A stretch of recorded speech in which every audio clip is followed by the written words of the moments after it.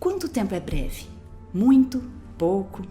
É interessante pensar como funciona a nossa noção de tempo e como ela vem sendo alterada com as mudanças trazidas pela tecnologia. Com a possibilidade do ao vivo, do imediato, do instantâneo, fica difícil esperar 5 segundos, prestar atenção por mais de 30 segundos, dormir mais do que 5 ou 6 horas. Tempo virou sinônimo de dinheiro e a espera virou coisa do passado. Há mais de 2000 anos, Jesus prometeu aos seus discípulos que viria outra vez. Há quase 2 séculos, a Igreja Adventista anuncia que Jesus em breve voltará. Mas quanto tempo é esse breve? Será que a volta de Jesus é mesmo como imaginamos? Como essa esperança pode ancorar a nossa existência e moldar a nossa identidade?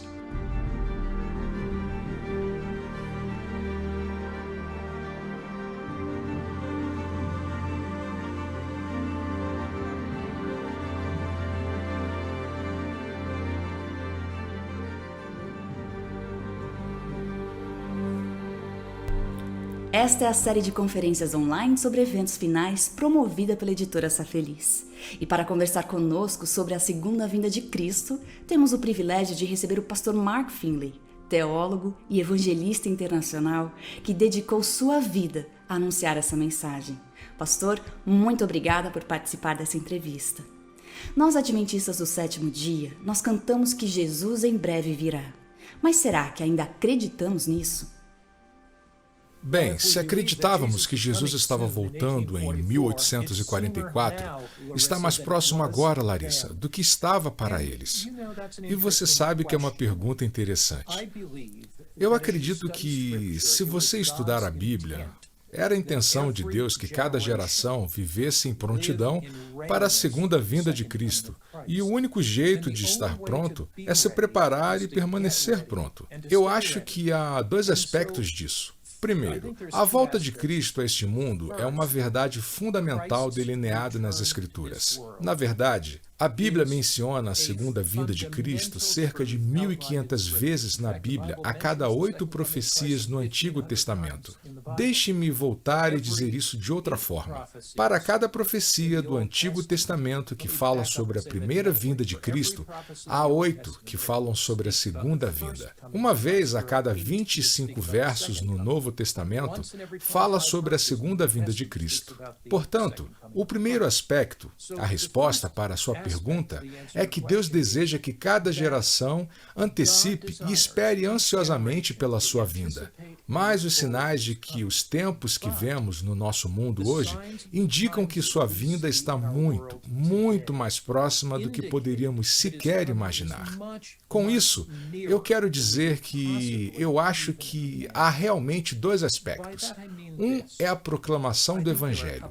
Hoje nós temos uma grande oportunidade de proclamar o Evangelho para o fim da terra como nós jamais tivemos antes. Realmente grandes oportunidades por meio da internet, por meio do ministério via YouTube, por meio do ministério via televisão, por meio do ministério via rádio, são de fato oportunidades maravilhosas que nós temos hoje para proclamar o Evangelho. O outro aspecto disso é quando você olha para a incerteza que está tomando conta do nosso mundo. Uma tremenda incerteza pelo mundo todo. E homens e mulheres estão esperando ansiosos por aquele grande dia em que Jesus Cristo virá novamente. Então, realmente acho que vemos coisas acontecendo hoje no nosso mundo que nós não víamos há 50 anos, há 100 anos. O aquecimento global. Ouvíamos falar sobre aquecimento global há 50 anos? Eu acho que não. Você sabe, você vê que todo o meio ambiente está gemendo, como Paulo diz a respeito da vinda do Senhor, gemendo por libertação. E além disso, você pensa sobre um conflito termonuclear. Nunca foi construída uma arma que nunca tenha sido usada. E mais nações estão se envolvendo numa possível guerra nuclear. Então olhe para o mundo. Eu acredito sim que vemos sinais no mundo hoje que nós não víamos anos atrás e que agora estamos vivendo em uma comunidade global em que o Evangelho pode ser pregado muito, muito rapidamente. Então acredito que Jesus está logo voltando? Com certeza. Em quanto tempo? Somente Ele sabe. Ser um adventista é ser alguém que acredita na vinda, na chegada de algo ou de alguém. E a nossa identidade, pastor, ela está na esperança da breve volta de Jesus ou o fundamento da nossa identidade deve estar em outro lugar? Nossa identidade está em Cristo. E aqui no livro de Colossenses, capítulo 3, versos 1 e 2, a Bíblia fala sobre nossa identidade e onde nossa verdadeira identidade realmente está. Ela diz em Colossenses 3, versos 1 e 2: Já que vocês ressuscitaram com Cristo, procurem as coisas que são do alto, onde Cristo está sentado à direita de Deus. Mantenham o pensamento nas coisas do alto e não nas coisas terrenas, pois vocês morreram e agora a sua vida está escondida com Cristo em Deus. Quando Cristo, que é a sua vida, for manifestado, então vocês também serão manifestados com Ele em glória. Então aqui está a resposta para a pergunta: onde está a nossa identidade?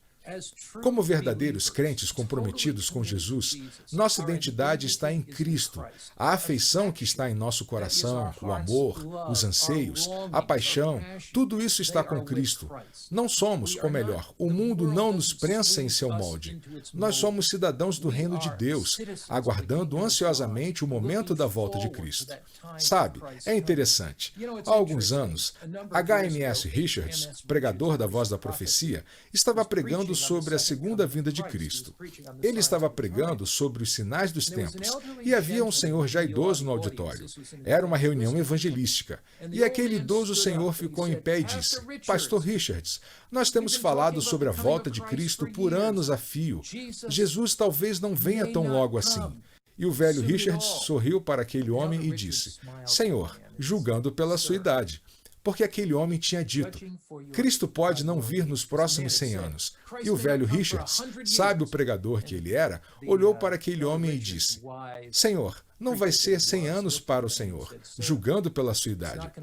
E você sabe, é interessante que, de certo modo, a vinda de Cristo poderia ser muito, muito em breve, porque está somente a uma batida do coração.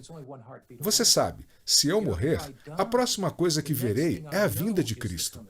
E não temos nenhuma garantia de 10 anos daqui em diante, ou 20 anos, ou 30 anos daqui em diante.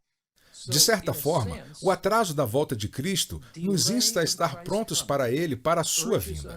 Nós vemos os sinais à nossa volta, mas se Ele não vier enquanto estivermos vivos, ao deitarmos nosso corpo finalmente, nossa vida estará com Cristo em Deus.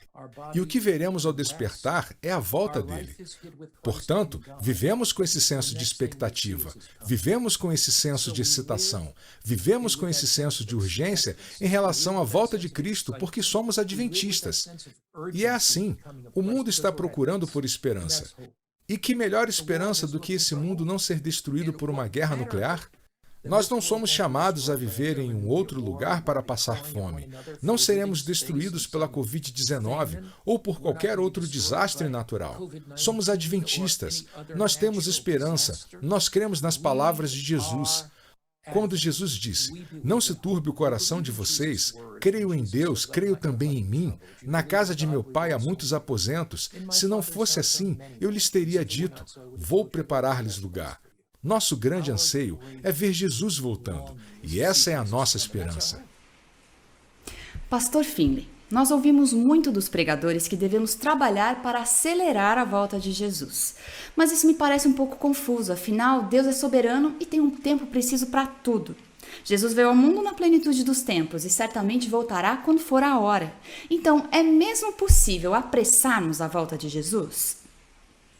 Sabe, essa pergunta tem sido a questão mais levantada por um grande número de pessoas. Há somente um texto na Bíblia que fala sobre a ideia de apressar, e ela é encontrada em Pedro. Aqui em 2 Pedro, capítulo 3, verso 10, onde diz o seguinte: O dia do Senhor, porém, virá como ladrão. Portanto, Jesus está vindo de forma rápida e inesperada, em que o céu passará com um grande estrondo e os elementos serão desfeitos pelo calor. Nesse processo, não vão ser queimados. Aliás, há aquelas pessoas que creem nessa ideia de arrebatamento, em que Cristo virá e libertará seu povo antes do período chamado de a Grande Tribulação. Elas dizem que ele está voltando como ladrão. Na verdade, havia até mesmo um filme traduzido para várias línguas chamado Um Ladrão na Noite. Mas perceba que, no verso 10, o dia do Senhor, porém, virá como ladrão. Os céus desaparecerão com um grande estrondo, e os elementos serão desfeitos pelo calor. Então esse som não será nada secreto, não é? Os elementos vão derreter com um intenso calor e depois diz que isso é o que vamos procurar, novos céus e nova terra. Então a Bíblia certamente não ensina nenhuma vinda secreta de Cristo, certamente nenhum arrebatamento, mas ela diz, visto que tudo será assim desfeito, que tipo de pessoa é necessário que vocês sejam? Vivam de maneira santa e piedosa, esperando o dia de Deus e apressando a sua vinda.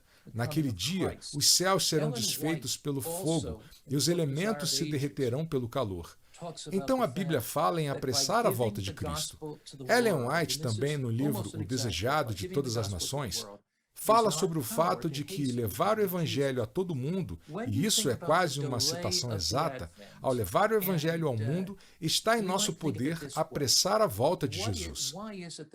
Quando se pensa na demora do advento, nós podemos pensar assim, o que é? Por que é que Jesus ainda não veio? Que raiva!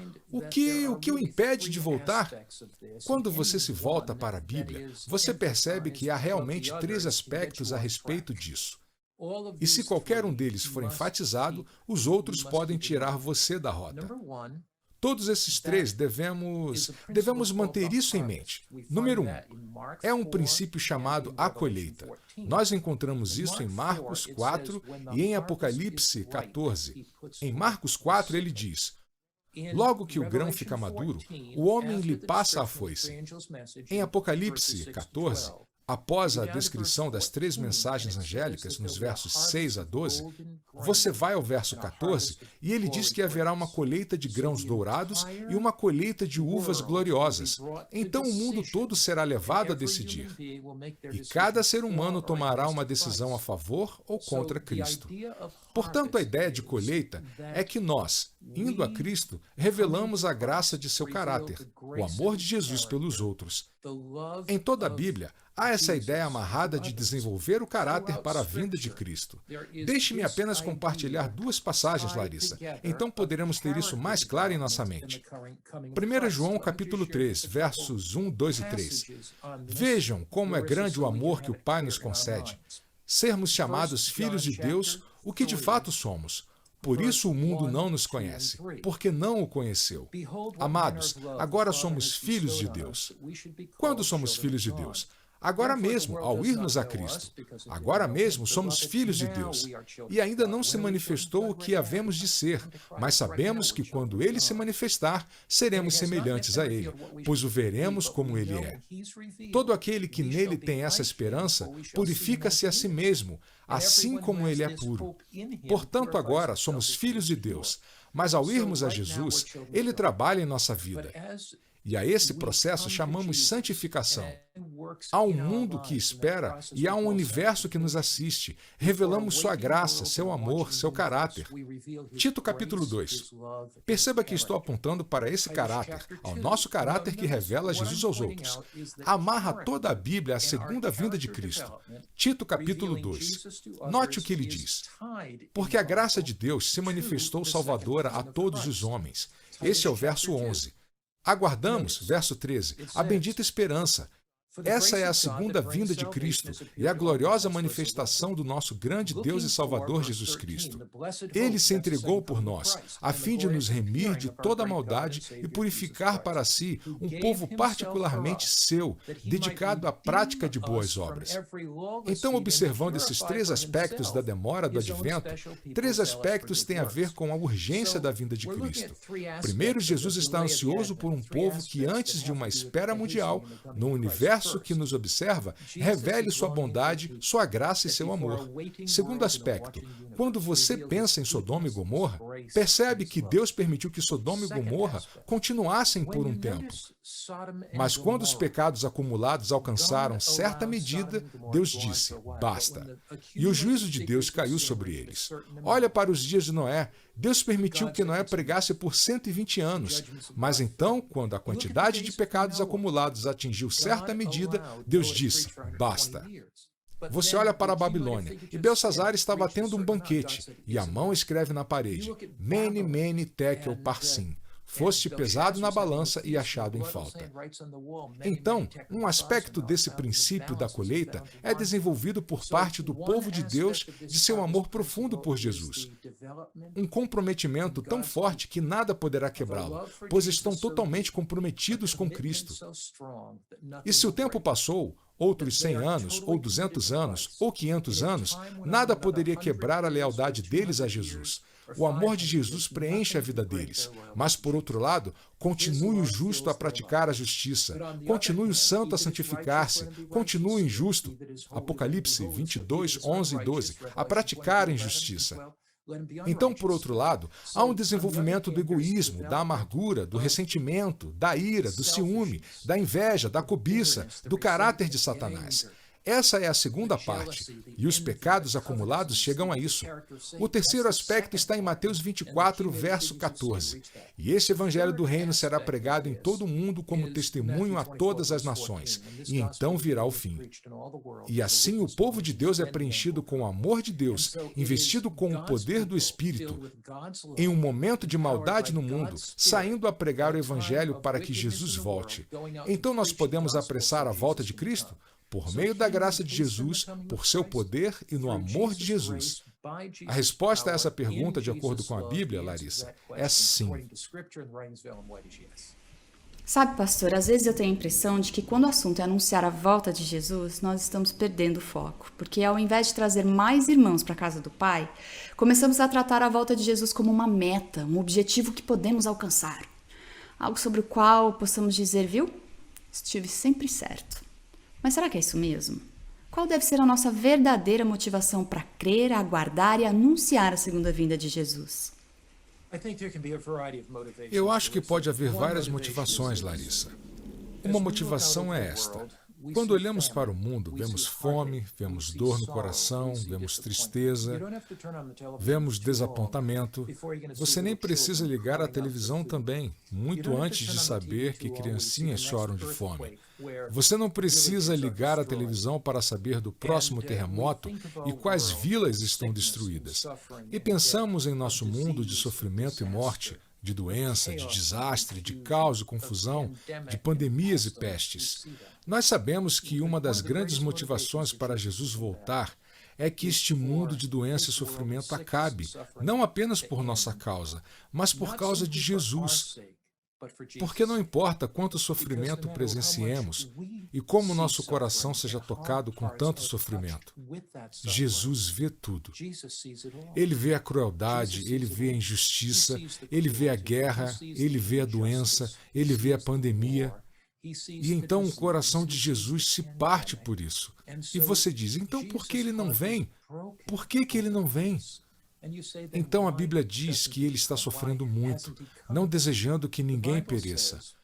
A única razão pela qual Jesus atrasa sua vinda é para que mais pessoas aceitem sua graça e sejam salvas.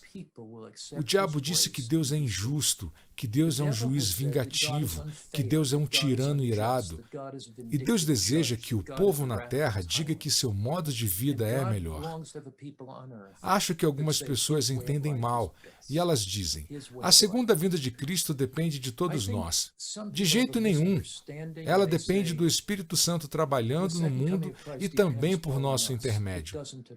Então devemos estar dispostos, participantes, Canais dispostos para o Espírito Santo trabalhar em nós, para revelar o caráter de Deus e trabalhar através de nós para tocar outros por sua graça. Qual é a nossa maior motivação para Jesus vir? Eu acho que há muitas. Uma delas é que seu sofrimento, sua dor, sua tristeza irão chegar ao fim. Em segundo lugar, que podemos ver sua face. Se eu, quando estava viajando muito, você sabe, eu estava viajando por todo o mundo e fazendo reuniões evangelísticas. Muitas vezes minha esposa não podia ir comigo. E assim, portanto, eu mal podia esperar para voltar para casa. Por quê? Porque eu a amava e queria vê-la. Uma das grandes motivações é ver o Jesus que morreu por nós, para ver o Cristo que carregou os pecados do mundo por nós e carregou nossa culpa, nossa vergonha, nossa condenação. Então nós ansiamos para ver também o sofrimento do mundo acabar. Então eu quero que Jesus volte porque eu quero que sua tristeza acabe. Eu quero que Jesus venha porque eu quero ver a sua face. Eu quero a companhia daquele que tanto me amou. Eu quero lhe agradecer pelo que fez por mim. Ele me salvou, me redimiu. E eu quero que Jesus venha porque eu vejo meus irmãos e irmãs sofrendo. E eu anseio ver esse sofrimento terminar. Eu quero que Jesus venha também porque não estou ficando mais jovem e meu velho corpo que tem pregado por 50 e poucos anos tem dores e dores. E eu anseio para que isso termine. Então eu acho que há tantas razões para Jesus vir. E você perguntou sobre pessoas seculares, Larissa. Uma coisa sobre pessoas seculares é que elas querem esperança. Se uma mulher é uma mulher secular, sem nenhum interesse na fé, e seu filhinho de 7 anos é atropelado e morto, ela quer esperança. Se um homem de negócios é diagnosticado com câncer de próstata e ele vai morrer em 1 mês ou 2, ele quer esperança. Você entende? Há algo sobre o espírito humano que quer esperança. E nós, como cristãos adventistas do 7º dia, temos a mensagem mais esperançosa do mundo. Somos embaixadores da esperança e podemos compartilhar essa esperança com outros. We are ambassadors of hope, and we can share that hope with others. Muitos de nós amamos o Jesus dos Evangelhos, o bondoso Salvador que cura, perdoa, restaura, alimenta e dá vida em favor dos seus amigos. Mas poucos de nós estamos dispostos a entregar toda a nossa vida ao Jesus do Apocalipse, soberano, Rei e Senhor. Pastor Finley, quem é esse Jesus que prometeu voltar nas nuvens dos céus? O Cristo que promete voltar é o mesmo Jesus que caminhou pelas ruas empoeiradas da Galileia. É o mesmo Jesus que caminhava pelas ruas de paralelepípedos de Jerusalém. Ele é o mesmo Jesus que, ao tocar os olhos dos cegos, eles foram abertos, as orelhas dos surdos, e elas ficaram desobstruídas. O homem que tinha a mão ressequida teve a mão ressequida completamente curada. As pernas do homem coxo foram as mesmas que correram. O Jesus que perdoou a mulher pega em adultério e disse ao ladrão que estaria com ele no paraíso é o mesmo Senhor amável e perdoador. Desta vez ele não virá para ser pendurado em uma cruz, mas para reinar em um trono. Desta vez ele não virá para usar uma coroa de espinhos, mas para usar uma coroa de glória. Desta vez ele não virá com pregos nas mãos, mas com um cetro de justiça. Quem é esse Jesus que virá? Ele é o mesmo Senhor, amoroso e perdoador, que caminhou aqui uma vez. Mas desta vez, ele virá como Rei dos Reis e Senhor dos Senhores, não com um corpo mortal, mas com um corpo glorioso, imortal, para nos levar para casa. Essa é a grande alegria pela qual nós esperamos ansiosamente. Amém, Pastor Finley. Muito obrigada por compartilhar conosco mais uma vez sobre essa esperança que não desaponta. E obrigada a você também que esteve conosco. Que você e eu estejamos prontos para o grande e glorioso dia do Senhor Jesus. Até a próxima!